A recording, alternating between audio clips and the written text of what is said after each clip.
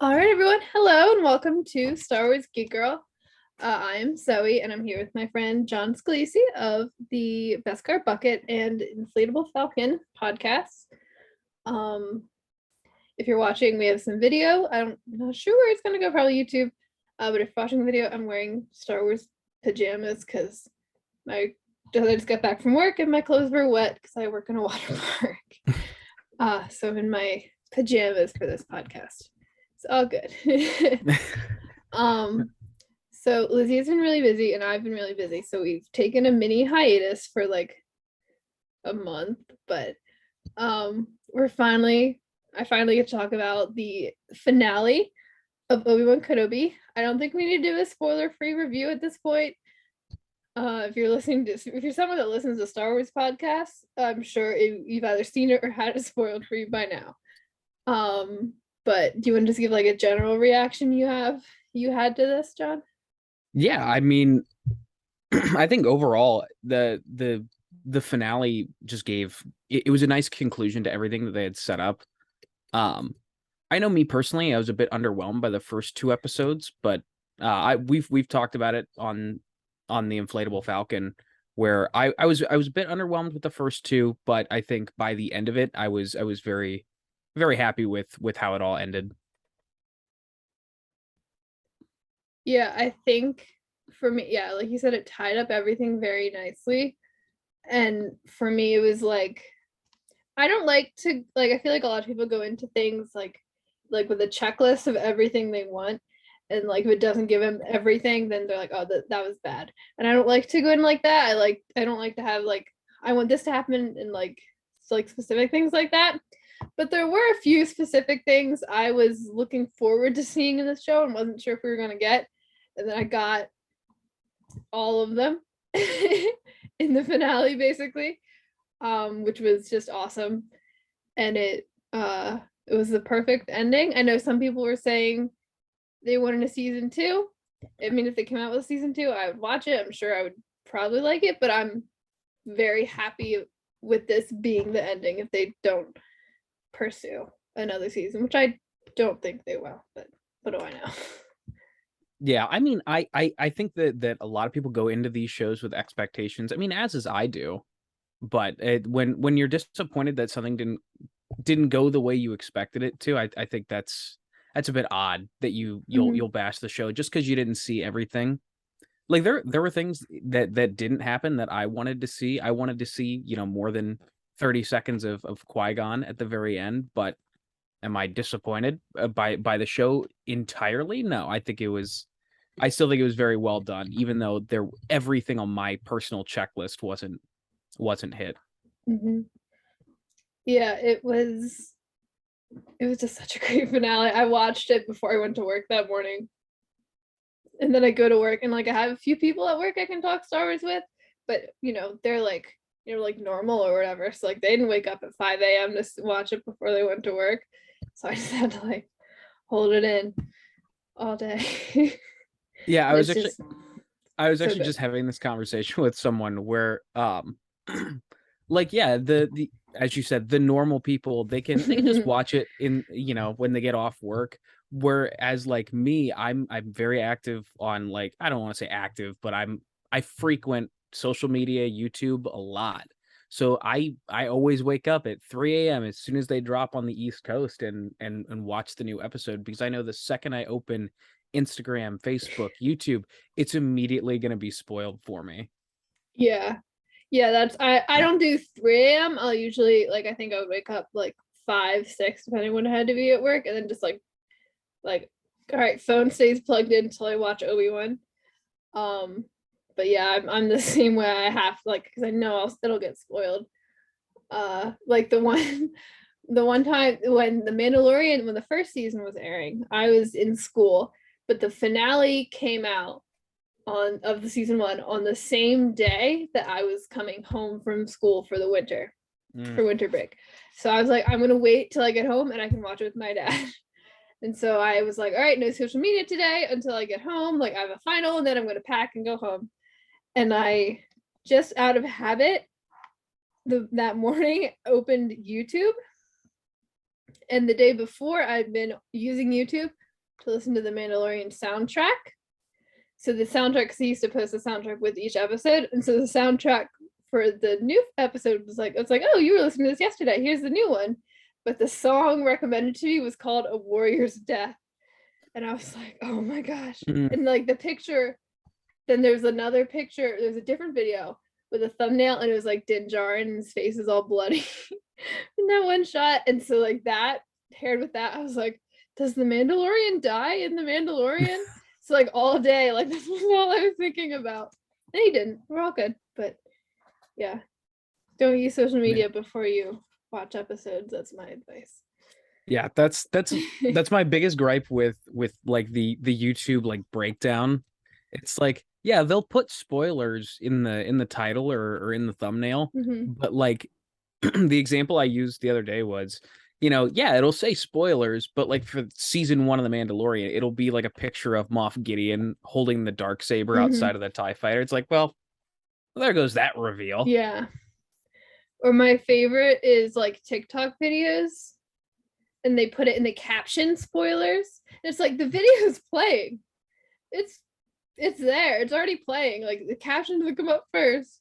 And the caption's like tiny in the corner, but yeah. Oh, spoilers. Well, we're far beyond that now. It's been out for like a month now. Right.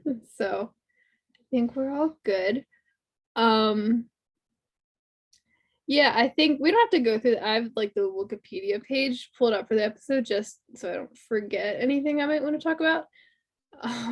But we don't have to like go through it scene by scene. Let's talk about Reva. Okay. I think to start, because she was really the only like main, I would say she was, or maybe not the only one, but like the most prominent original character to this show, and her arc really wrapped up in this episode. And I thought it was beautiful. Honestly, I think Moses Ingram absolutely killed it. I mean, she didn't kill it, but her performance was just phenomenal. I thought it was the whole series, and the finale especially. I think she knocked it out of the park. Yeah, I agree. The first couple episodes, I was very underwhelmed with her character, but again, by the end of the series, I was rooting for her to have, that kind of epiphany moment where she just like comes back to the light. And I was very pleased with how they wrapped up her story. And I'm excited to see what they have for her next if Moses Ingram chooses to return to the role. So, because I think they left it very wide open for a lot of these original characters to come back. So I think Moses Ingram did a fantastic job. I think she is a wonderful actress, and I hope she does come back to play Reva Reborn, if you will. Yeah, I think because her character, when it starts is, I don't say unassuming because she was cool, but it was like, oh, like Inquisitor lady trying to kill Obi-Wan to get Vader's favor. Okay, like nothing particularly interesting there. I don't say like all the Inquisitors like that, but like they're all a little bit like that. And then we get the reveal in episode 5 that she was a youngling, and she wasn't really into inquisiting at all. She wanted to kill Vader. And then I think coming that full circle for her to go through an arc and for her to realize like what she had become was amazing. And I liked how it was all like her. I think you could argue that like maybe her conversation with Obi-Wan in episode 5 maybe started that turnaround a little bit for her, but I really like that it was she came to that conclusion herself. There wasn't anyone telling her. Like Luke was unconscious, no one was in her ear in that moment telling her to stop or anything. She was really reflected on herself and completely did it herself. And I liked seeing that in a character and not having like, I don't say like, I'm trying to think of an example, but like not having like oh, like this person brought her back to the light, like she did it herself. And I really thought that was cool. Yeah, she had every opportunity to turn to the dark side in that moment, but I think she realized that, oh, this is wrong. Just because Vader did this to me and my friends doesn't mean that I have to keep doing this. So because in a sense, if she did, Vader had already won. So I agree with you. I think her turn back to the light being completely on her own it was something different, because every redemption that you see in Star Wars for the most part is all influenced by another character. Be that Kylo Ren, Ben Solo with Rey, or Vader with Luke, what have you. Yeah. Absolutely. And I think, and it is a nice, interesting little parallel, even like we said, like it wasn't an example of Luke pushing her to the light like Luke did with Vader. It is interesting how Luke did play a role in both of their turnarounds. Because I think in some ways, Reva's arc, I think, can parallel Anakin's in some ways, where she was really wronged by the galaxy at large, and in looking for revenge became the thing that wronged her in the first place and played a role in doing that to other people. And I think that's something that you can draw a comparison with both of them. So then having Luke be the figure that in different ways helps turn them around, I think it is a very interesting choice, and I liked it a lot. Mm-hmm. And I liked getting to see little Luke in the show, because I was in the first episode, I was very pleasantly surprised that Leia was the twin we were focusing on and not Luke, because like the marketing was Luke. Leia wasn't mentioned at all. But I still like Luke, and it was nice to see him get a little bit of spotlight here at the end. Yeah, I mean, after focusing on Leia for the really for the whole series, it was nice to see Luke finally on screen a little bit, past him just, playing on the top of the Lars homestead. Mm-hmm. So that was honestly, after watching the first 5 episodes, I was a little surprised that we got to see a little more Luke than we already did. Yeah, and I personally was so happy to see Owen again a little bit more, because he was super cool in the first episodes, and he's just a pretty interesting character. But I was really thrilled to see Beru, because she hadn't been in there at all, and she was like on all the cast lists and stuff. Like, we knew she was there, but seeing her not only, finally get some screen time, but also be so kick-ass and like be the one where Owen's like, we gotta like get out of here, and Beru's like, no, I got a gun, like let's hold up. It was fantastic. Yeah, because I mean, from everything that we've seen, you wouldn't expect Beru to be the one to be like, nope, we're gonna stay and fight. So it was a nice little twist to see that. And I mean, you want to talk about star-studded castings without even realizing it. I mean, casting Joel Edgerton as Owen back in 2002 when Attack of the Clones came out. I mean, how would you have known that he would have been one of the biggest stars 20 years later, and have the ability to have him return as Owen in the Obi-Wan show? Yeah, and I think that's something that I'm loving about what Star Wars has been doing, is taking actors and bringing them back when they can. Because like like they did with Ewan and Hayden, especially Hayden was someone that was mistreated at the time, and then he gets his redemption. I don't think he has to redeem himself from everything. Like, he gets to come back and be welcomed by the fans. Really, it's the fans redeeming themselves for him. And then on the flip side, you have like Owen and Beru, and those actors, were just kind of bit parts that were almost a little bit of like an Easter egg of like, oh, remember like Luke's aunt and uncle that died? This is them young, isn't that cool? And now it's getting those actors get to come back and flesh those characters out and have these really cool character moments to explore. Because like Attack of the Clones, Beru like brings him a plate and like it's kind of stands there.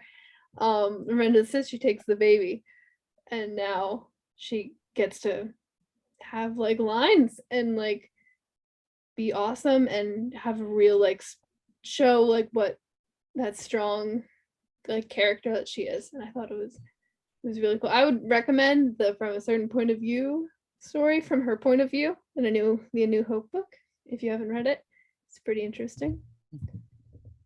Yeah, you were definitely much more of a bookworm than I am. I am reading. I'm like a little over halfway through Shadow of the Sith. I'm behind on it because I've been at work. Fantastic book, by the way. As soon as I finish it, I have to rewatch Rise of Skywalker because it's like totally shifting everything I thought I knew about that movie. It's crazy. Great book. Yeah, and Padawan comes out tomorrow on the day we're recording this. That's another Obi-Wan book, actually. I still have to finish Stories of Jedi and Sith. Books are piling up. Yeah. But Brew is great. Trying to think. Okay, the next thing, my little sticky note here is Leia. She is not in this episode as much. Yeah, she's kind of just at the beginning when they're on the ship, and then at the very end on Alderaan. Yeah, at the beginning, he sends her to safety, and it's like, oh, Leia, like, oh, good, Leia's safe. Like, oh, like, because I said this every episode I talked about Obi-Wan. I can't remember her name right now, but that little girl that is Leia is so fantastic. I loved every minute she was on screen. I think she just so captures what like Carrie Fisher's Leia would have been at that age. And I have to rave about it every time because I think she's awesome. Vivian Lila Blair is her name. Yeah, it's not too often that you can get that kind of depth out of child actors where they can just perfectly encapsulate what the character is and how in their mannerisms. I thought she perfectly portrayed what a 10-year-old Leia would have been very faithfully to Carrie Fisher. Yeah, because it's one thing to even just work with a child actor at all and get them to do what you want, but to have a child actor not only give like their own strong performance, but have it so perfectly emulate being a child version of an adult actor that unfortunately isn't around to, guide and help them and like emulate them or like show them what to do is not that she didn't have direction, but it's still like wow, like incredible. Props to her. I would love to bring her back as Leia anytime. I know some people were saying like have Millie Bobby Brown do like a young Leia, like a teenage Leia, but I think I want to wait a few years for Vivian to grow up. She got it. She has it. Yeah, I mean, you can't try and reinvent the wheel. I agree with you. I'd rather be patient and wait for her to grow into the role a little bit more than have a total recasting.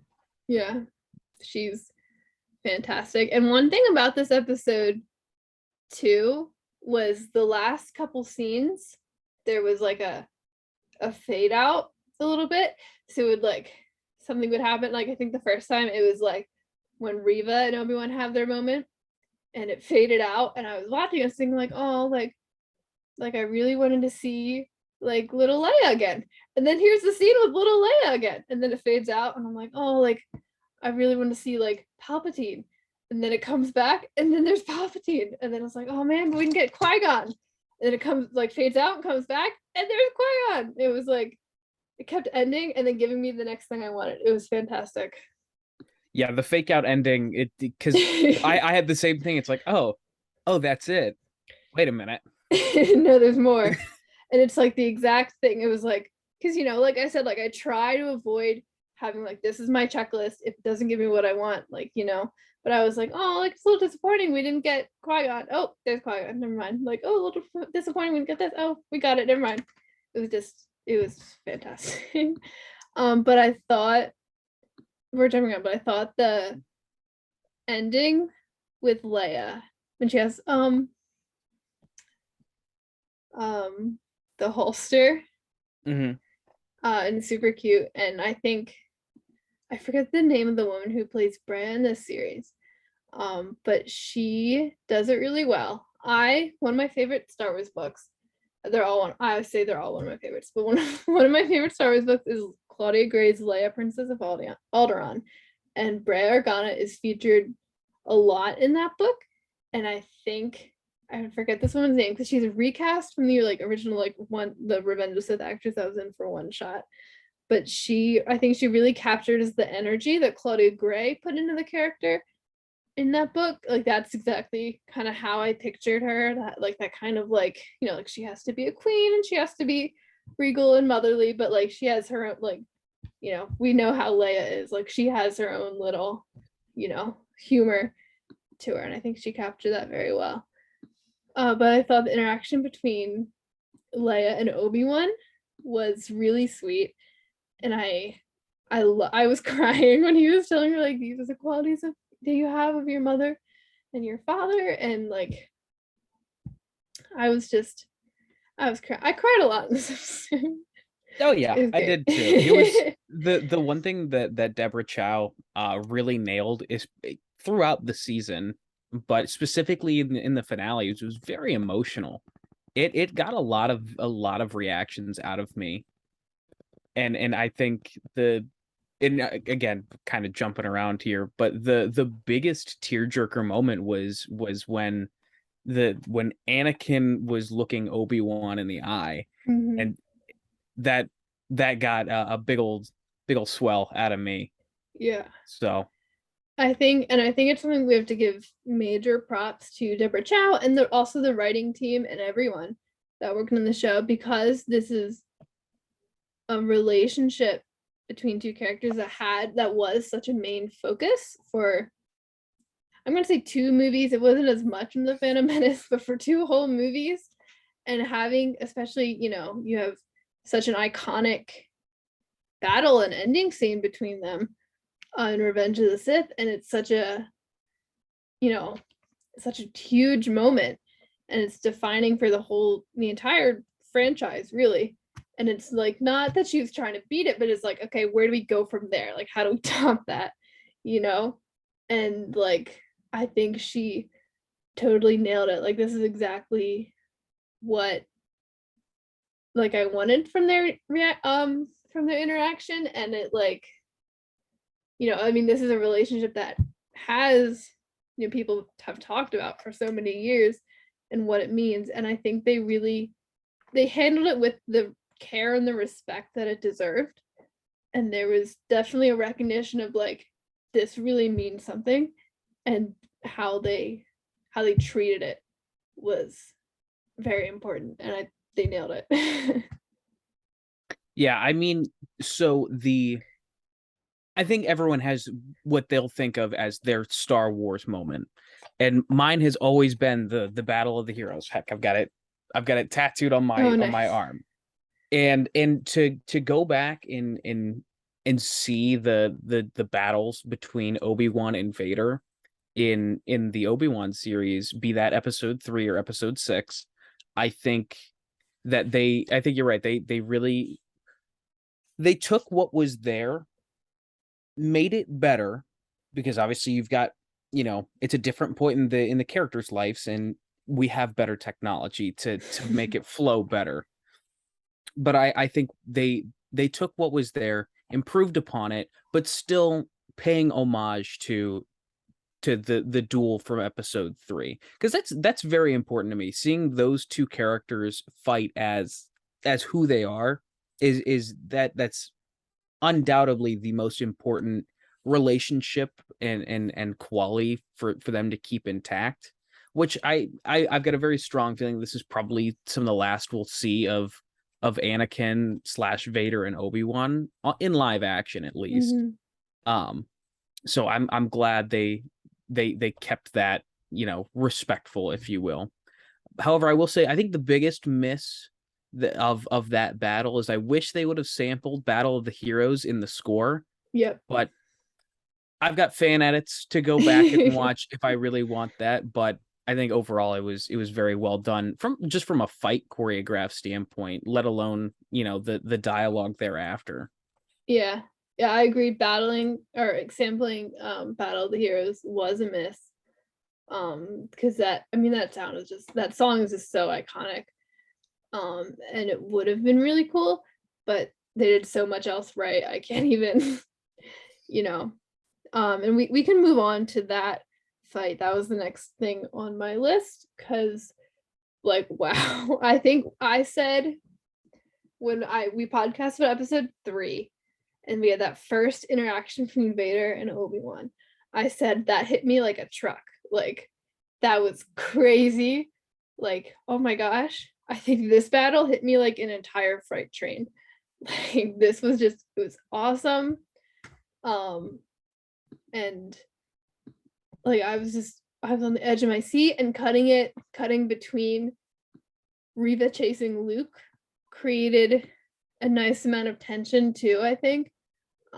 It's so interesting because it's and this goes for a lot of Star Wars things. I'm watching it, I'm like, okay, all of these characters still need to be alive in the next 20 years. I know they're fine, but it's still that tension still gets to me every time, no matter what. But the Obi-Wan doing the pose. Mm-hmm. That's I've been waiting for that. It's just cool.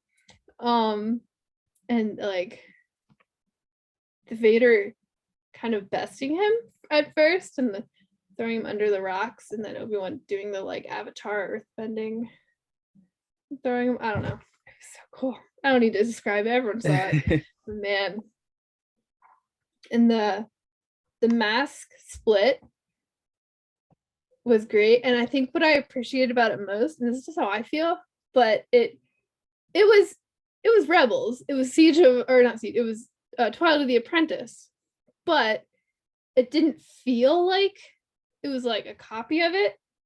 You know what I mean? It felt like its own thing, and it was I still watched it, and as soon as it happened, I was like, oh, it's like Ahsoka.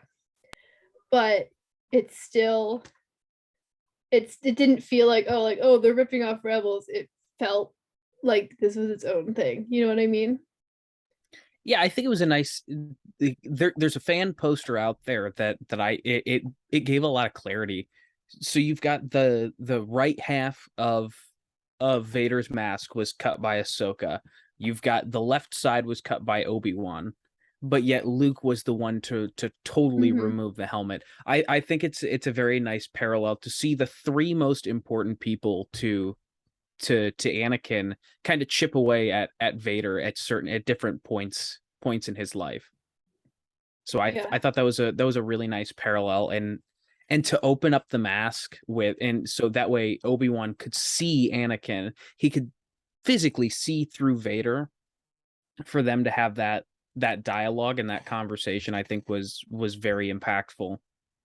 And the blending of the voices was beautiful and perfectly done, and the way they use light, using blue and red between their lightsabers, it was amazing. I'm getting emotional thinking about it now. Oh, it was just so good. It was there's that I've there hasn't really been a Star Wars thing I haven't liked. I'm always oh, that was good, but this is the first thing I think honestly in a while where I've been wow, this is good Star Wars. This is awesome. Yeah, most fans would call us shills. Yeah, because we love I know. everything. I like everything. Yeah, but this was something that just really punched me in the gut harder than most things. It was fantastic. I liked the line Anakin / Vader. It's a debate, I guess, of you didn't kill Anakin Skywalker, I did. And because I was talking about with a friend at work, so he's I need to know what you think. Do you think it was Anakin trying to make Obi-Wan feel less guilty, or was Vader kind of taking ownership of his actions and trying to be proud? And I think it was both. I think Anakin and Vader have that duality and have all of that within them. I think there's still that. It's like Anakin's always been prideful and Vader's very prideful. But I think, I think we can see we see literally the cracks in the armor in this scene. Vader is vulnerable to certain people, and Obi-Wan is one of them. And I think in this scene, I think we see a bit of Vader wants to hurt Obi-Wan, but there's that part of him that's still his brother. Mm-hmm. Yeah, and I think that line of "You didn't kill Anakin, I did." I think that sheds a lot more light for the rest of the series than people were aware of at front. Because if you think back to A New Hope, where he says, Darth Vader murdered your father, essentially. Mm-hmm. And Return of the Jedi, well, you said Vader betrayed and murdered my father. Well, what I told you is true from a certain point of view. That I think that clears up whatever you would call a plot hole would be. And I think that shines a lot more light on, okay, so Obi-Wan was telling the truth when he told that to Luke. Mm-hmm. Because in his heart of hearts, Vader believed that he had killed anything left of what was Anakin Skywalker. So I that line specifically gets me every time, because I think about that moment with Luke where he's like, well, you lied to me. He's like, nah, but I didn't, though. If you were there, you would know. Yeah. It was such a heavy scene. I like Vader, the shot. I know some people said the cinematography in this show has not always been as impressive as like The Mandalorian was, and I tend to agree a little bit. But the shot from above of Vader as he calls out to Obi-Wan as Obi-Wan leaves, that was beautiful. It was perfect. And just everything about that scene, because something that that strikes me, and I talk about this in another episode too, was like there's different Star Wars things will use Vader as either a figure or a character, and there could be a little bit of both. We have like Jedi Fallen Order. Vader is a figure. There's nothing but the character of Vader. He's there to be scary. Same thing in Rogue One, really. Mm-hmm. Where you have like this, where it's about the character of Vader. And I think what's so interesting for me, when we have like the character of the character of Vader is like really the only people that could kill Vader can't kill him. Because the only people that have come close are Ahsoka on Malachor, Obi-Wan here, and Luke on the second Death Star. They all really had Vader kind of at their mercy, less Ahsoka than the other two. But they also, they're the only people in the galaxy that could beat him, and they're the only people in the galaxy that cannot kill Anakin Skywalker. Mm-hmm. I think that's such an interesting thing to explore. Yeah, it's interesting when you put it that way, where nobody can really. I don't even think the Emperor could take on Vader realistically. Yeah, he could shut his suit down, but I mean that would totally throw a wrench in his plans for the galaxy. And you're right, Obi-Wan had every opportunity there to strike Vader down and to put an end to it, but I think if in that moment, if he hadn't seen Anakin's face, I truly believe that Obi-Wan would have been capable of killing Vader. Because he wouldn't have had that humanization of, right, this is Anakin underneath here. And I think the same with Ahsoka. I think if she hadn't seen Anakin's face and had that reality come to her, like, this is my former master.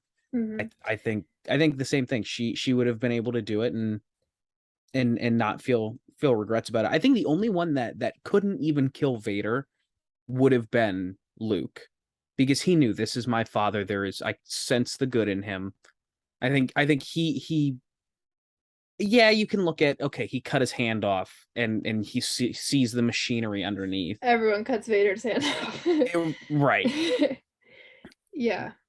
But I think Luke is the only one who wouldn't have been able to kill Vader nor Anakin from a moral standpoint. Mm-hmm.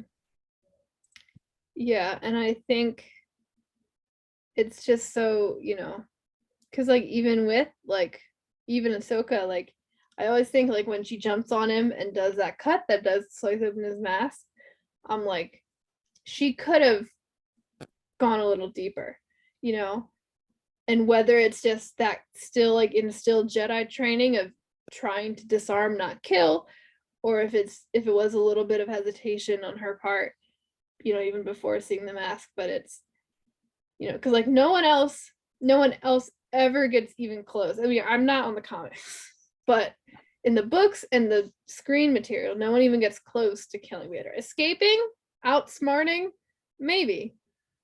Not even beating at all. No one can. And I think, the people, the only people that, like I said, the only people that could really can't do it. Yeah, I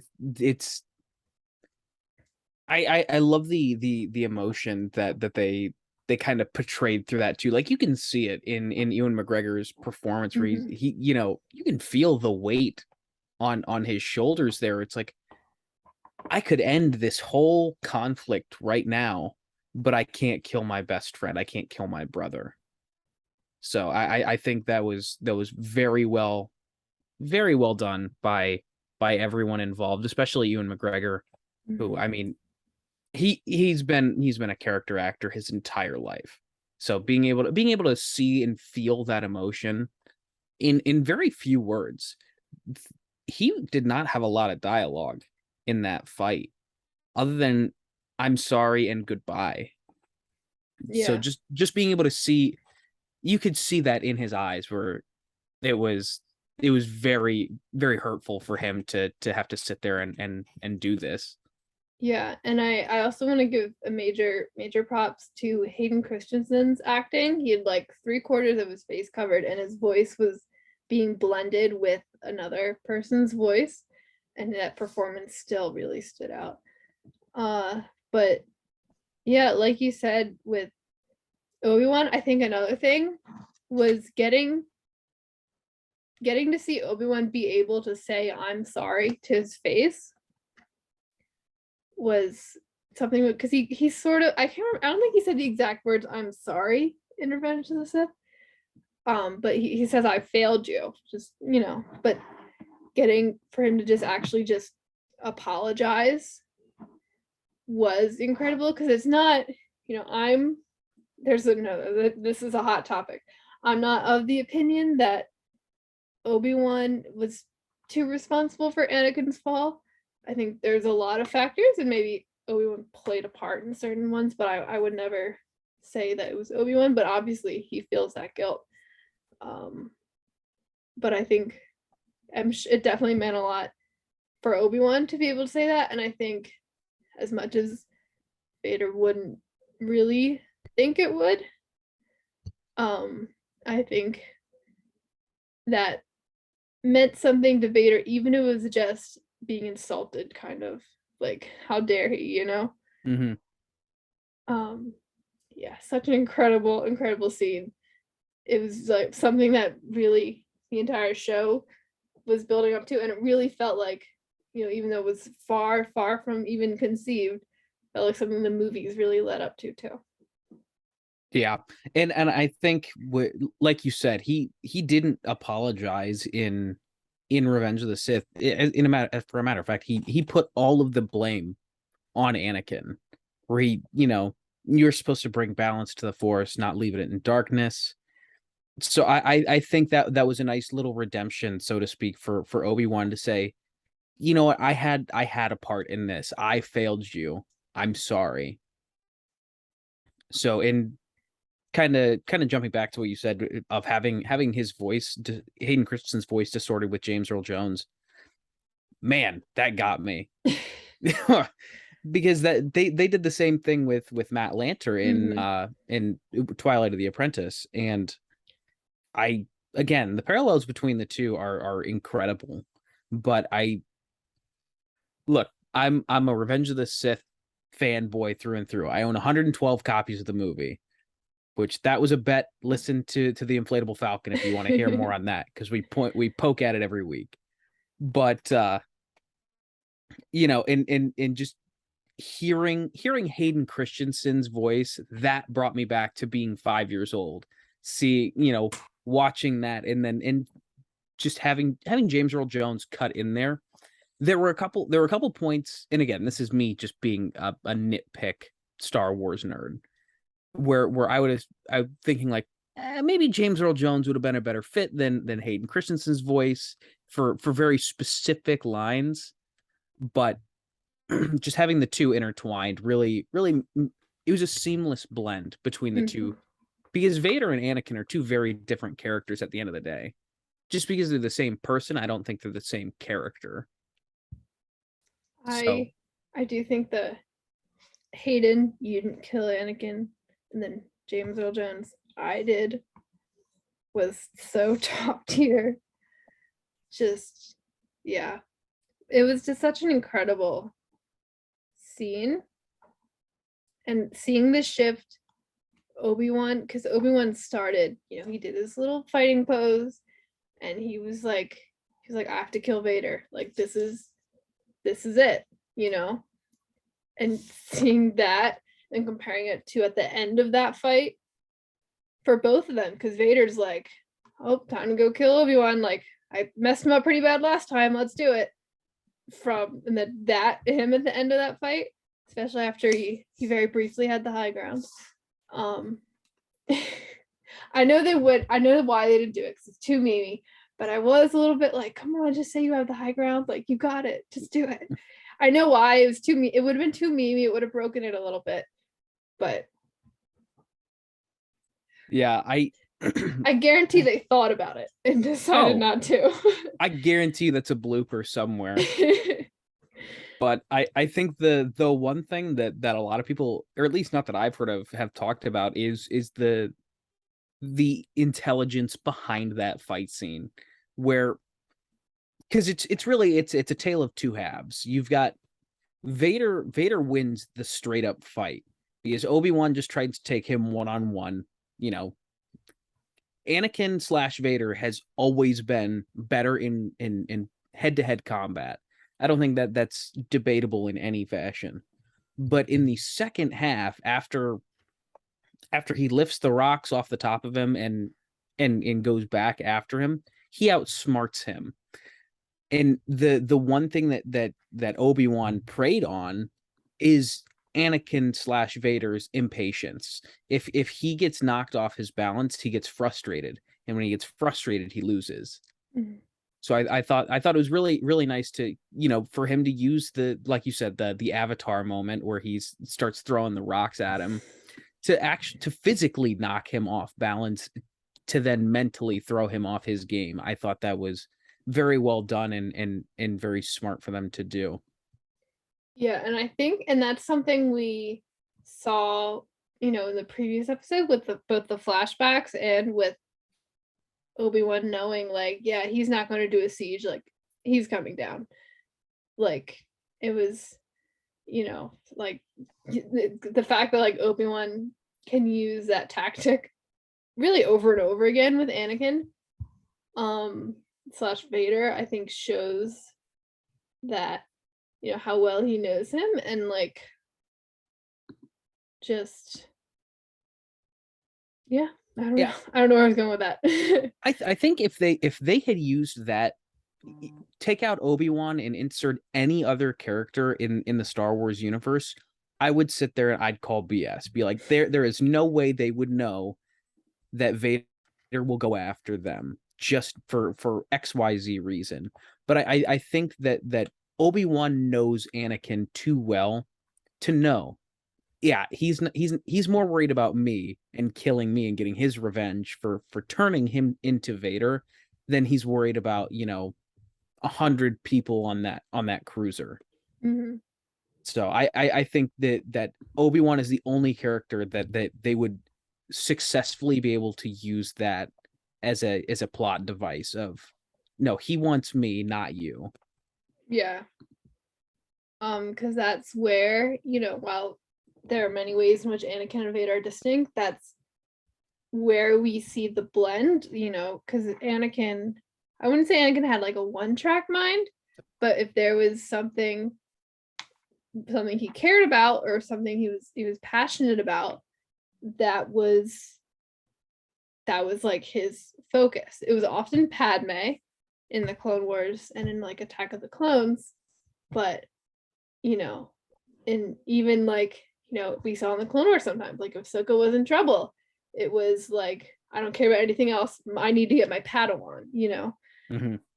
Like when she's kidnapped by the Trandoshans and there's Plo Koon being like, you haven't slept in 3 days. And he's like, gotta find Ahsoka, like that's what drives him. So seeing that portrayed in Vader, I think was really cool, especially because before this, his one interaction with Obi-Wan was A New Hope. And I think you can still glean that passion and that anger there. But, in that movie, just, because it was the first one, Vader's quieter and we don't get to see that awesome Vader rage. My favorite thing is when villains rage, like Maul, Kylo Ren. I like it when they just fly off the handle. And getting to see that with Vader is just so awesome. Yeah, but you can't have yin without yang. Mm-hmm. The thing that makes Star Wars villains so great is, yes, you've got those moments where they're filled with rage and they're completely flying off the rails.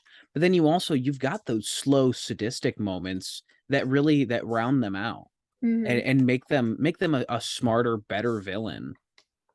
So I agree with you. It is so fun to watch, like the Rogue One, the hallway scene. Yeah, that's fun, but you can't have the hallway scene without having the tactile Yeah. duel with Luke on Bespin. Mm-hmm. I think those two things together are why we have some of the greatest villains in history in Yeah. Star Wars. And I think the fact that Vader walks that line so well is what makes him such an iconic villain. And it's why we keep coming back to him. I know there are some people, it's like, we have Vader comics, Vader's and everything. Like, enough. And that's a valid opinion if that's your opinion.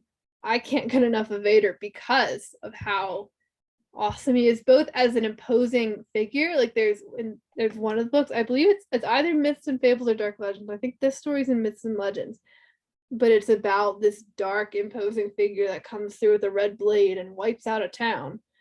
Like, and so that like kind of mythology that Vader brings with him and that as a figure, but then also exploring him as a character and his passion and his drive and the ways he's similar to Anakin Skywalker and the way he's not, makes him so interesting. And I think that's why we keep coming back to him, and not only why we come back, but why it works and why every time we want more Vader always. Yeah, I've said this 1,000 times. I'm always in the camp of more Star Wars is good Star Wars. And Vader is the greatest villain in cinematic history, arguably. Obviously, a Star Wars fan is going to say, yeah, 100%. But I think that there's no such thing as too much Vader. Now there might be too much in one medium. If the Obi-Wan show would have been 90% Vader and 10%, say, Reva or Obi-Wan, then yeah, I'd probably say, yeah, they kind of overused Vader. But as a whole, I mean, Vader has earned that right for me to say, I'll take anything I can get of the character. Mm-hmm. Because he's such a deep character and there's so much to him that we've hardly even scratched the surface on. So I think the notion that there's too much Vader out there, I think is a bit asinine, just to be blunt. If you want a Darth Vader, some Darth Vader book recs, I can hit you up for those. Look, I will gladly accept them. If you're Just a reader. don't expect them to be read anytime this decade. Absolutely. I'll just plug now. Lords of the Sith, great Vader book, also a really good Palpatine book. And then I really like Thrawn Alliances. It's my favorite of the Thrawn trilogy. I know a lot of the people who are big into Thrawn don't seem to always like it as much because they're like, oh, what's Vader / Anakin doing in my Thrawn book? But I'm like, yes, Anakin. So, but great Vader book also. And great Thrawn book, I think. But what do I know? So the last thing I'll talk about a little bit is the ending. There's the couple of ending scenes that kind of tied everything up in a nice bow. We talked about the one with Leia already. I like the one with Vader calling Palpatine. I feel like it was another kind of Rebels parallel. Vader's like, Obi-Wan, like, no, I don't care about Obi-Wan. It was a similar thing in Rebels when I think it was also a call with Palpatine or someone where he was like, no, no, I don't care. Ahsoka, the Apprentice, you mean? I don't care who that is. Another very similar. I bring everything back to Rebels, but Mm-hmm. I thought that was a pretty neat scene. Also, just anytime I get to see Ian McDiarmid is a great time. I know people didn't always like Rise of Skywalker for that reason. He's great. I like seeing him. So yeah, my only thing was I thought the makeup looked a little wonky, but I mean for one less than a minute, and it was a hologram, time, which right? When they impose like the hologram image, that can always flatten it out and make it look a little wonky too. So yeah, I can be forgiving. Yeah, trust me. If anyone is forgiving, it's me. I don't care. We were talking about this on the latest episode of the Beskar Bucket, where they could put a 6-episode series of just the Cantina band playing music, and I'll say it's the greatest thing put on television. But I like you said, I was very happy to see Ian McDiarmid back again. So I hope it's not the last time we see him. So it's funny to think that he's been playing this character for almost 40 years now. Yeah, he has, besides like Mark Hamill and Harrison Ford. I think he has now that because this came out after Rise of Skywalker, he's got the record now, I think, for longest time playing a Star Wars character. Well, we have to think how many years. He's tied, and maybe they might have another year or two on him. I think Anthony Daniels might have him. You know what? Yeah. Was it Anthony Daniels in this show? I don't know if he was in the suit or not. I know at least his voice. He did the voice. I'm not sure if he was in the suit. I mean, the voice counts. Yeah, I mean, Anthony Daniels would have him. What do you think about that? Go Anthony. What a lad. Yeah, anytime. Honestly, they didn't have to put makeup on him, and I'll be like, okay, sure, that's Palpatine. Just like pull the hood down real low, like that meme of Kermit. Right. I don't care. Yeah, and then real quick before we get too far into the ending, I want to get your thoughts on what did you think of all of the new background characters we got? Because the one that sticks out to me is I love Kamal Nanjiani, and I loved Haja as a character. So Haja, he's fantastic. It was a good fit for that actor, I think. Not that I think he can't do like a serious role or anything. He certainly can, but I think he really shines when he can bring a little bit of flair to it. Like even in like Eternals, his character can be a little bit sillier than some of the others sometimes. So that's like, that was something I think he was very perfectly cast, and I love the idea of just like, I don't know, this sounds terrible. I love scam artist characters. They're always just such a pleasure. They're so much fun. And I love also that and this also sounds terrible, I love also that his scam was pretending to be a Jedi in a time where Jedi were being hunted. Like Obi-Wan's reaction to him, completely understandable, because Obi-Wan's like, man, I'm like, all my friends are dead. Like my whole life is turned upside down. And here you are trying to be me. Right? He was such a delightful character. And I love how, like, yeah, he was like a scam artist, but he had his morals. And he, I know some people said that they felt it was too quick a turnaround of like, oh, he's just helping them now. He's not like doing his thing. But I think from the very first scene, yeah, he was like scamming this woman and her kid out of some money. Not great, but he got them to safety. Like, I mean, not to sound like him, but he got them a ship to safety and made sure they got to wherever they wanted to go. He didn't do it honestly. He took a little money from them, but some of that money certainly goes towards keeping his contacts or whoever he was getting those ships. So like, yeah, I mean, like you said, he did what he said he was going to do, just with lighter pockets. Yeah. And I think the idea that like, oh well, now he's just like a great guy helping him out is I don't think that's anything out of character. From the moment we saw him, he was helping people, getting some money but helping people. And it's because it's like it's a very easy thing to do with, and a very nice way of looking at things with characters of like, oh, like, it's a fictional character, they can just help people and like not worry about themselves. But it's a little bit more grounded to be like, yeah, he wants to help people, but like he's got to eat, he has to feed that kid. I don't know if he was like paying that kid or what that situation was on that planet. Mm-hmm. But like, like he had himself to take care of too, and he couldn't help people if he couldn't take care of himself. So like it's a nice idea of being completely selfless, but it's a tough galaxy out there.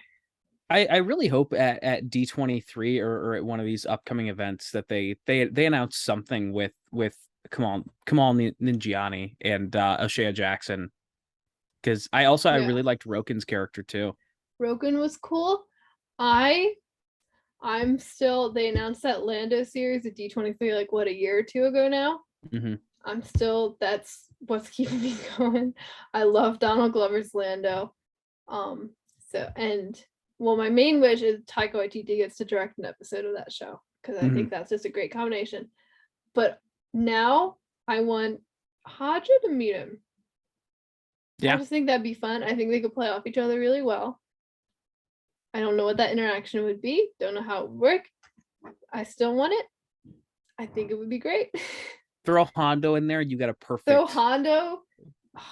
I am waiting on live action Hondo. I know I'm like the one that's usually like, oh my, like I keep my characters animated, please. Like I would like a animated Rebel sequel maybe instead. But not that I'm like, not excited for Ahsoka. But Hondo's one, I'm like, get him. Like you already have him in Galaxy's Edge and he looks great, and that's not even a person. Like bring him out. Yeah. I agree with you. I wish there were some characters that would stay animated. Like Cad Bane in the Book of Boba Fett was cool, but he was a better character animated.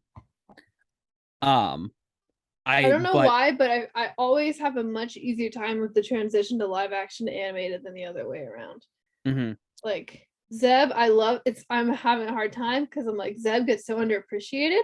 Like he needs to be with the other rebels in the Ahsoka show. But please God, don't make me look at a live action like Lasat. Jedi Fallen Order was a little rough on me. I can't do it. Yeah, I agree with you there. It's I had a little bit of a hard time with the Grand Inquisitor. I think because I don't know if they edited it or what, but I think looked a lot better in the show than in that first trailer. Because that first trailer, I was still very hyped, and I was like, "Oh, Grand Inquisitor." And I was also like, "Oh, kinda, I don't know." But I think I did. I warmed up to it, I'll say. Oh yeah, I think a lot of that lends to the fact that Rupert Friend absolutely nailed the character. Mm-hmm. So the visual aspect I was a little bit easier on once I saw him as a character. Yeah. And I think the fact that he didn't have too much screen time might have helped too. He was just a little bit more there to move things along, and the focus was on Riva. Mm-hmm. But yeah, one missed opportunity, and I know they were talking about there was original drafts where Cody was in it, and I don't know why, but for some reason, ever since I was a kid, Commander Cody has just always like, he's like, I feel like everyone has their clone. I don't know, but Cody is mine. I don't know why. I really don't have a reason. I just like him a lot, and I'd like to see him. But Hey, at least yeah, your Bad clone, Batch. at least your clone has some depth to him, because mine's Captain Kagi. Oh, It's look, that is. he was the captain of the Emperor's shuttle in Revenge of the Sith. I don't actually know if he got any screen Oh, time in the Clone Wars. there's a picture Again, of him here from the Clone Wars, or maybe not. There's a picture of a clone from the Clone Wars that popped up when I looked at him, but it's not on his Wikipedia page. yeah, and the only reason is just because I remember that line when they're in the Senate room, tell Captain Kagi to prepare my shuttle, and that's it. That's your guy. Again, Revenge of the Sith. That's my movie. That's I preach it from the hilltops. Greatest film ever created. That's just me. But yeah, I think look, Kathleen Kennedy wants to do it. Ewan McGregor wants to do it. I think a season 2 is more likely than we would imagine. Mm-hmm. Now, if they can craft a story that fits, I think that's going to be the final catalyst to if they can actually bring everything back for a second season. Mm-hmm. And Yeah. I think, especially being that Tamora Morrison is Star Wars royalty now, I think they would have no problem getting Cody back. He was in this season. Yeah, I would love to see. The only problem is, like you said, crafting good story. Because even when this show was first announced, there was a little bit of hesitancy, even a little bit from me, of like, how are they going to do this, and it's going to feel right with him, being in exile and stuff. And I think they're going to have that challenge again, because there's gonna be a point where it's like, well, how much stuff did this guy do? His exile wasn't so boring, But if there's a season 2, Cody, that's my guy. Hondo, please. I just need that. I think their dynamic is so great, and I love the idea of getting to see Ewan McGregor, Obi-Wan, get to play off of Hondo, because James Arnold Taylor did it very well, and I just want to see what that is with Ewan McGregor, and how Obi-Wan, like you said earlier, this character's at a different stage in his life. How an Obi-Wan at this stage of his life is going to handle Hondo differently than really like peak Obi-Wan back in the Clone Wars. Mm-hmm. I truthfully, I think it would, because I mean we got sarcastic Obi-Wan in the Clone Wars. I think this would just be more annoyed. Like, really? Come on. This was 15 years ago. We're still playing this bit? Yeah. Well, and then also Hondo's at a different phase in his life. I'm not entirely sure the exact timeline, but when we meet him in Rebels, like, he doesn't have a crew anymore. He's not as rich. Doesn't even have his little monkey lizard. So I think it'd be interesting to see what that Hondo, because Hondo's still Hondo everywhere, right? But there's a little bit of a difference in how that Hondo would play off of Obi-Wan, and how Obi-Wan would feel. Because not that I don't say Obi-Wan didn't care about Hondo, but he kind of didn't, not like a real friend would, not in the way he cared for other Jedi, especially like Anakin or Ahsoka. But I wonder if seeing this, this pirate, this once very successful man he knew, be a little bit more down on his luck, if that would you know, not obviously Obi-Wan is in a worse situation, but if you feel it just like a little modicum of pity. Yeah, I think the one thing for a second season that I know a lot of people, including myself, would want would be Qui-Gon. More Qui-Gon. That But was read from a certain point of view Obi-Wan's story, because Qui-Gon talks to him in there. It's pretty nice. yeah, I think the only the thing that a lot of people don't realize is Liam Neeson. I don't know if you had saw his quote. I think it was from Variety, where he wasn't going to come back originally, but he did it as like an unofficial favor to George Lucas. And so I think that getting Liam Neeson to come back would be in a larger role would be a very tough ask. Yeah, I would, because we know from a certain point of view that Qui-Gon would appear kind of periodically to Obi-Wan to offer some words of wisdom, to talk things out. So I could see if maybe he, might work if he just has like a minute or two of screen time, like maybe per episode or even every other episode.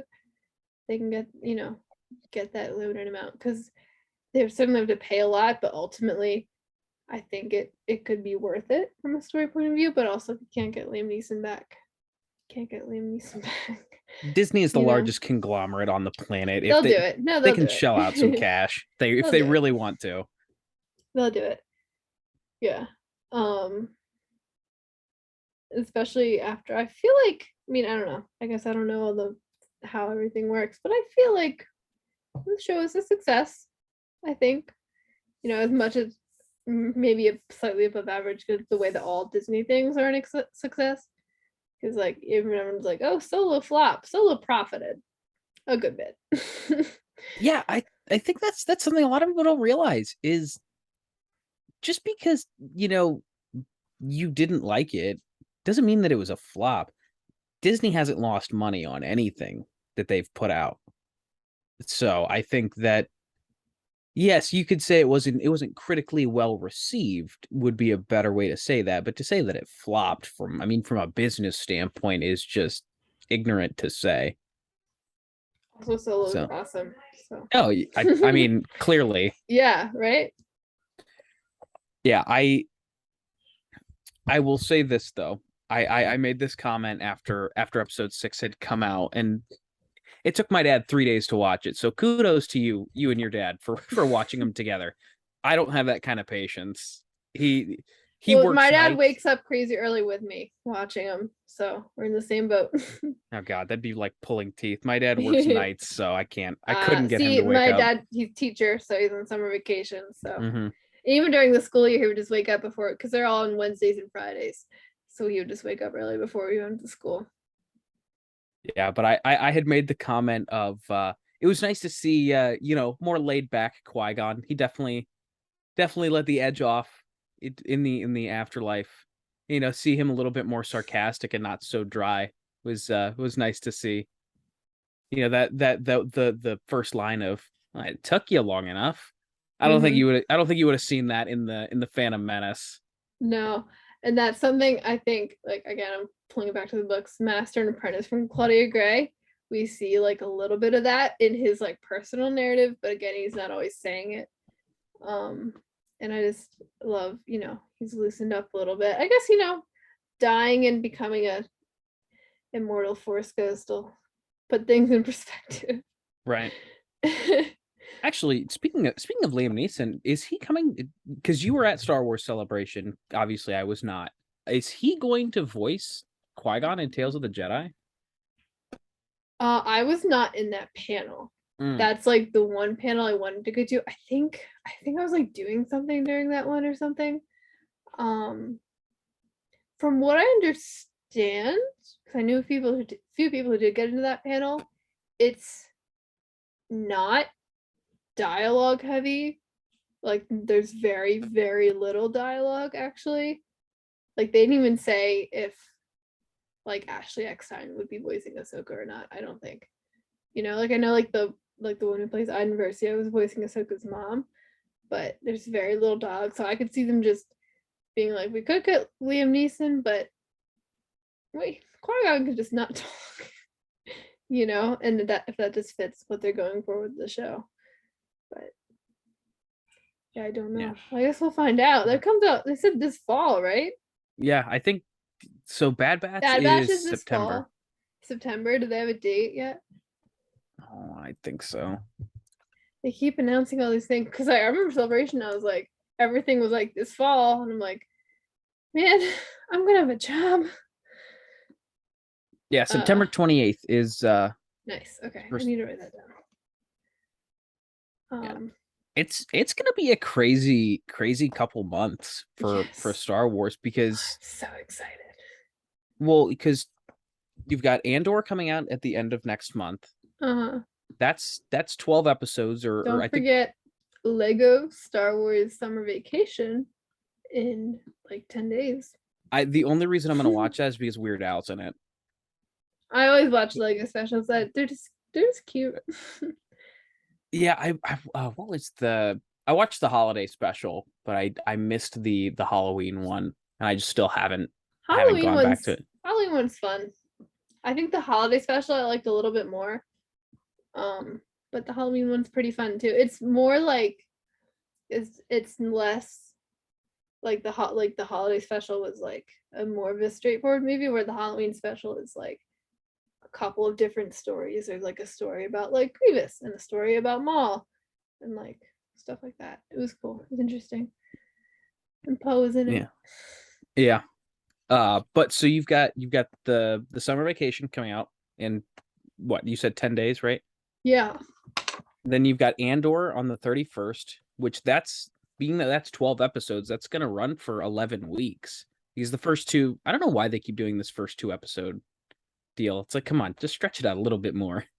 Yeah, I just wonder if they had a schedule for stuff, and then COVID, stuff is still being pushed back because of COVID stuff that would have been earlier, you know, and they're trying to shorten up a little bit.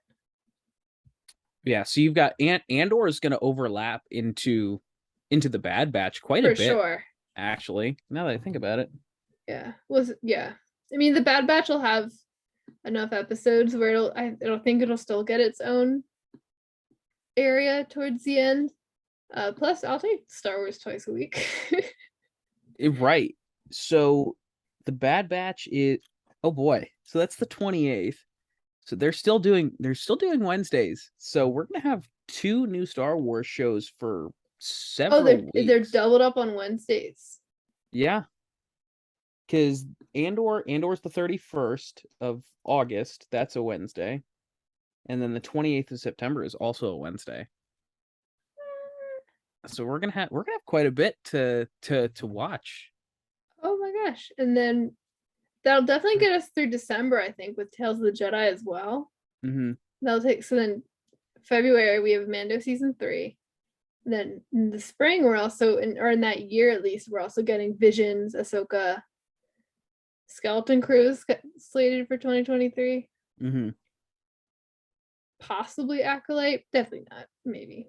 No, because I think Acolyte is still being written. I think if anything, it would be the end of 23. But I wouldn't hold my breath. Yeah. Wow. Actually, now they just announced the lead for that show. Now that I think about it. Well, and then there's also, we don't know when they're coming out, but there's Patty Jenkins' Rogue Squadron, as well as whatever Taika Waititi's movie is, which I am thrilled. I love Taika Waititi. I know Thor: Love and Thunder was controversial as far as whether people liked it or not. I had a great time. I'm very excited for his Star Wars. Yeah, we talked about that on the Inflatable Falcon. I'm actually more excited for his movie now that I've seen Love and Thunder. Love and Thunder was great. Thor Ragnarok is, I think, still my favorite Marvel film, period. I love that movie to death. And they, kind of undid its stuff in Infinity War, but whatever. But yeah, I love him. Jojo Rabbit is another one of my favorite movies, and he did that one. It's great. It's interesting. You might need a particular sense of humor to like it. I love it. What We Do in the Shadows, the movie. I've not seen the show, but I've heard it's fantastic. But the movie I like as well. He's great. His episodes of The Mandalorian are awesome. And I can't wait for him to just do more anything. I love him. Yeah, I hope the critical reception of Love and Thunder doesn't hinder his ability to get work within Disney, because I you know, kind of like I feel like what it happened. hasn't been that bad though. I mean, because like even you think like, because someone like I saw TikTok and it was like the worst reviewed Marvel things, and their scores were still like all like 70%. Yeah, You know, like I think some people it just has take a it. 6 out of 7, 67% of Rotten Tomatoes. So Rotten Tomatoes is not like their Google user says 80% liked this movie, you know. Yeah. 4 out of 5 on Games Radar. So yeah, my go-to is always Metacritic, because that seems to be the most accurate in my humble opinion. let me see. Metacritic. 57%. Oh, That's not too good. I love Thor: Love and Thunder. I did too. It was Granted, fun. I loved it.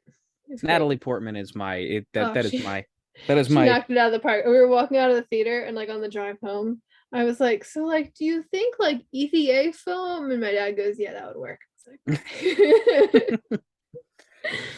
like, yeah.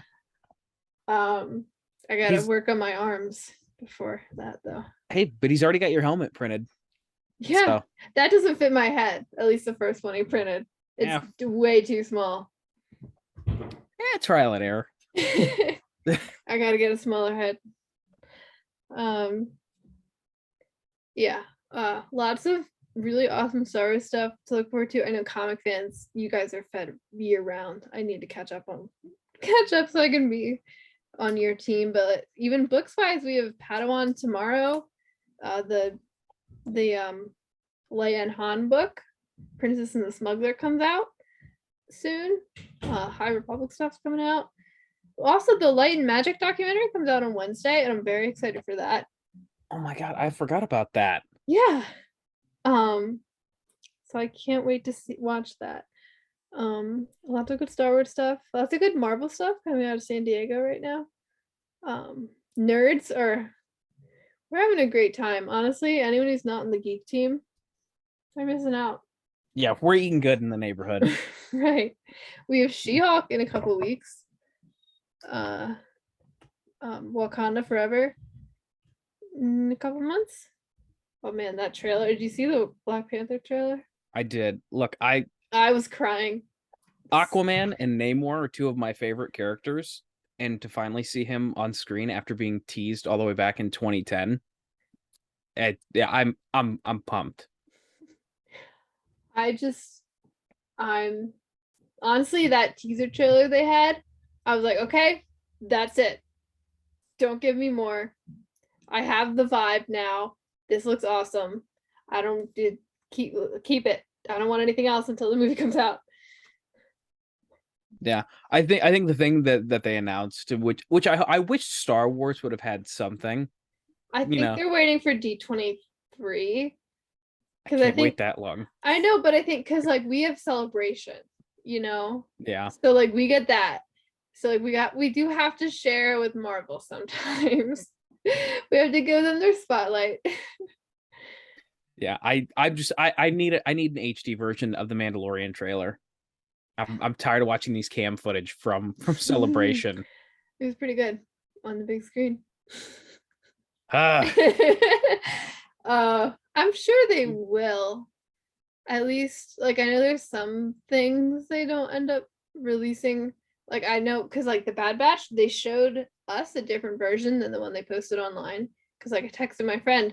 I was like, here's the stuff that was in the Bad Batch trailer. And she was like, oh, I just watched it. I was like, oh. And then I looked up the one. I was like, no, this is a different one. Here's the stuff that was in the Bad Batch trailer.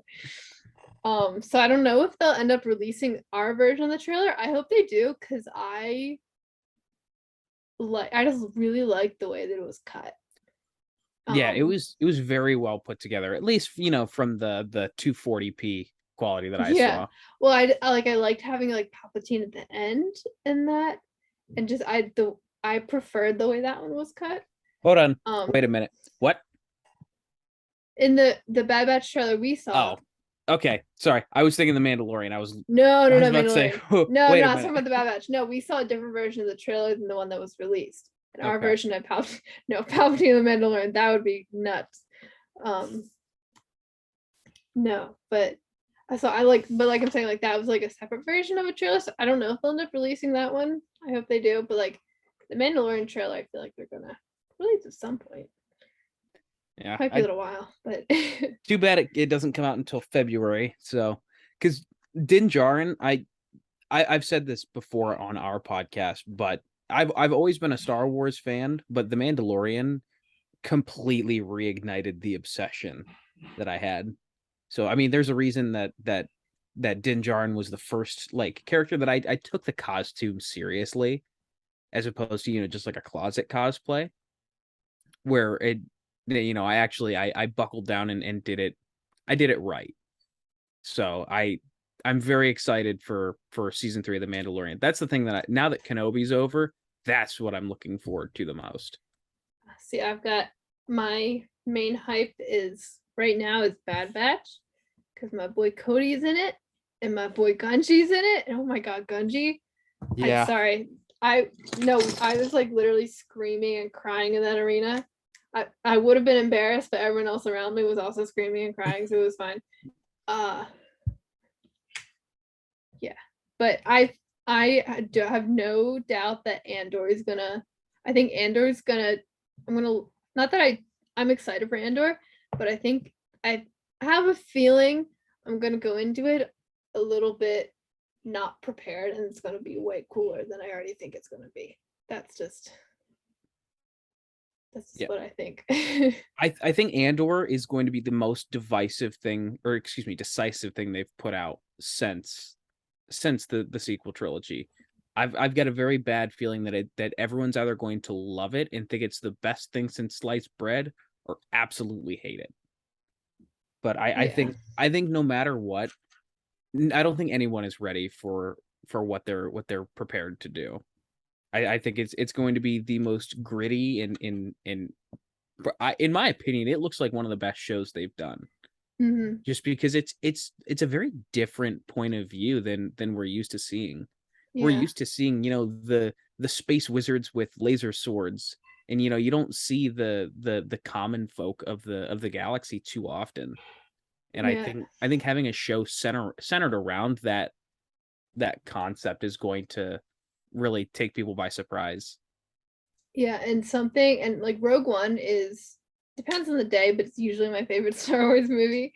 And one thing I liked about it was how we got kind of those hints of like the rebellion, like in order to save lives and to topple this empire, they have to get their hands dirty, unfortunately. Because it's nice to be like, oh, the princess swooping in to save all the little, children in whatever comic book, or like, oh, like Luke flying in his little X-Wing and destroying this planet-killing weapon. But like Cassian has to shoot his contact in the back, They have to do some bad to do some good. And that was I would say explored like a tiny bit in Rogue One. Like we definitely saw a little bit, but I think getting to really see that be grappled with is something we can expect from Andor. And I'm very excited to see how that happens. Yeah. Plus, it's always nice to see live action clone troopers again. Mm-hmm. That and like we see like in Rebels and a little bit in Rogue One, the Mon Mothma Saw Gerrera conflict. And it'll be I think we're gonna get Saw Gerrera in some capacity. He's everywhere, It's not a year in Star Wars if we don't get a little Saw. Of all the Clone Wars characters, who would have thought? But I would like to see a little bit of him and see a little bit more of that two sides of a rebellion where they're fighting for the same thing, but just they can't agree, and that's splitting them and causing problems. This is another book thing, but like there's the book about Jin, Rebel Rising. Mhm. They and Beth, I think it's Beth Rivas wrote the book, described it way better than I will. But there's like this gala with like a bunch of imperial officers, but also a lot of like innocent people who like, you know, are a little rich, and maybe involved in some shady business, but not, you know, murdered like. And they set off these like, it's really beautifully described. I'm gonna butcher it, but they set off these like blade things that shoot blades everywhere and like kill them. There's like blood everywhere, and it's like that's the kind of thing like Saw Gerrera is doing. And then you have Mon Mothma, who's kind of, you know, in some, from some perspectives, like hindering what the rebellion can do. I think getting to see at least the Mon Mothma side of it will be interesting in Andor. Yeah, it'll be nice to see the kind of duality of, you know, where you've got like Bail Organa and Mon Mothma who are, you know, pulling strings behind the scenes in the Senate, you know, and they show it really well in the trailer, at least in my opinion, where you've got, you know, the nice pretty white dress that she's wearing to an event contrasted against, you know, Cassian who's in the trenches getting his hands dirty, and you know, just kind of seeing that duality of like, you can do it the clean way and, you know, in the Senate, and you can also be, you know, playing your cards behind the scenes of, you know, you've got these freedom fighters like Cassian. And in a lot of ways, like you do need both. And I think that's something we'll see sort of form and come together. I have to bring it back to Leia, Princess of Alderaan. Like we see that too. We've got a lot of Bail and Preya, and like we see like how Bail Organa has to pull some strings. He can like, because you know, not only is he like fighting the Empire, but he's like I need to get aid to these people that are suffering. Like they can't just sit and die while we try and do this, you know. And seeing how that balances, I think, is something I'm excited for.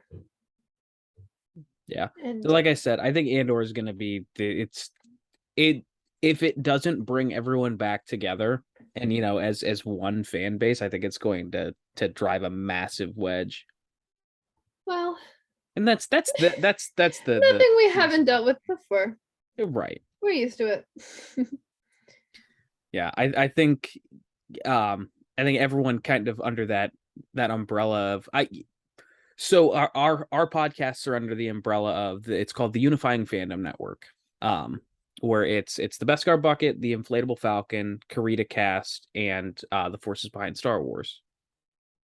So I don't know if anyone's approached you about that yet or not. I think my dad mentioned it to me, but I didn't get time to like talk to Lizzy about it and stuff. But in a nutshell, it's basically, you know, it's the ones who just love the franchise for what it is. You know, we're not sitting here like, you know, picking everything apart. So I think, yeah, you know, we all fall into that same umbrella of like, yeah, there's quite a few people who don't like what's out there, but you know, we love everything. So like you said, it's nothing we haven't dealt with before. But it'll be very interesting to see what everyone thinks of Andor, because I'm thoroughly excited for it, and I can't wait to. Diego Luna is also a fantastic actor, and I'm excited to see him back in the spotlight. Yeah, well, and I think Rogue One, from my memory at least, was very, very well received and was pretty unifying. And you know, it's also from the maybe rose tinted glasses of looking from pre-TLJ era. But so I'm hoping that can carry over. And also like everyone loves K2SO because he's awesome. And I can't wait to see more of him, and hopefully K2SO can bring us together in his big metal arms. Well, you're gonna have to wait until season 2. I know, but I'm hoping like the ending, like the finale, will have K2. I love K2. He's great. Although I will never forgive Alan Tudyk, because at Celebration Chicago, I went to the Mandalorian for season 1 panel in the morning, and then the Clone Wars season 7 panel was that afternoon.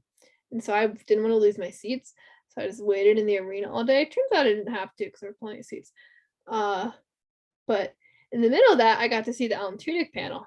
And at the end of that panel, he goes, now I'm going to show everyone in the audience a special sneak peek that from what we've been filming for Andor. And I was like, oh my gosh. Then it was just a fake little video of Kate Winslet playing with dolls, which is still cute. But I can never forget Alan Tudyk. I'm so excited to see Andor. So I still have beef. Yeah. Hopefully the new droid that they announced with the Black Series line, hopefully he kind of captures that same essence that K2 had in Rogue One. Because I don't know what kind, if it's a new droid or what, but it's nothing that I recognize. It looks like a mix between an astromech and a gonk droid. Oh, that little thing. Yeah, the red cardboard box. Yeah, I really don't know what that is, but I'm excited.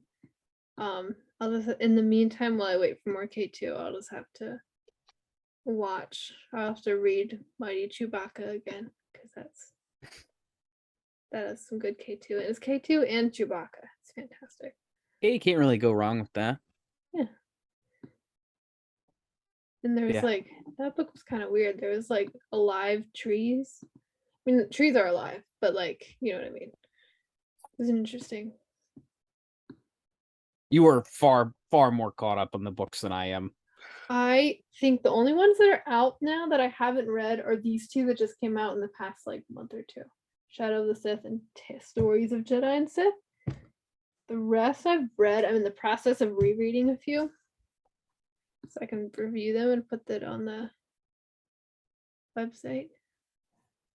Yeah, the only canon book that I've read is the Dr. Aphra book. And that was only after several months of prodding by your dad to read it. Is that the audio drama? Like, did you read the script or did you listen to it? Both. So I actually just the past couple weeks I've been re-listening to the audiobooks on the way to work. I read the Jedi Lost, Aphra, and then I did the Tempest Runner one for the High Republic. I think Aphra is still my favorite. Yeah, it's very I'm super unmedicated ADHD, so reading it, like I can get through a couple pages and then I'm like, oh, but I can do this other thing too. And then audiobooks are the best way to encapsulate me, but again, unmedicated ADHD where I'll be listening to it like on my way to work because I've got like a 35-minute drive. But if I stop at any point listening to it, I totally move on to something else. And I'm very forgetful to go back to it. Like I'm halfway through the IMC3PO book, the Anthony Daniels autobiography. Still haven't finished it, and I started that 6 months ago. We all have our things. Yeah, but I'll rewatch Revenge of the Sith for the 1100th time. Hey, good movie. Yeah, well, I think we're gonna have to wrap up because it is getting a little bit late and I have work tomorrow. Yep, me too. Thank you so much for coming on and talking about Obi-Wan with me. I'll do the Star Wars Geek Girl plugs really quick. So we have the Facebook page, Star Wars Geek Girl, Twitter and Instagram at SW Geek Girl, StarWarsGeekGirl.com. There's a monthly poll, and then I would normally do book reviews Mondays, quizzes Wednesdays, blog articles Fridays. That's been on a hiatus while I've been working tons of hours at my summer job to save up for when I go out to LA. So little hiatus next couple weeks. I think once I'm in LA, I'll see what my schedule looks like there and hopefully be able to pick that back up. But for now, little hiatus. I'm still the monthly poll. I can manage that. I've still been able to do that, but the other stuff on a little bit of a break. Do you have your stuff? Would you like to plug your stuff? Yeah, so I am the host of the Beskar Bucket podcast. There is no real rhyme or reason to when or what I release episodes on. Basically, in a nutshell, just to say what it is I use it as a platform to highlight other creators and what they're doing. So, again, no rhyme or reason to when it comes out, but there's currently 3.5 episodes up. I say a half because I did it in episode 0, but our most recent episode is with Ken from the Forces Behind Star Wars. We talked about all the different costuming clubs and whatnot. And then also we have the Inflatable Falcon podcast, which is myself, Mike Hinton, your dad, and also Ken Bishop from the Forces Behind Star Wars. We get together live Wednesday nights at 8. So Eastern that time. is on Eastern time, right? I often forget that we're not all on the same time zone.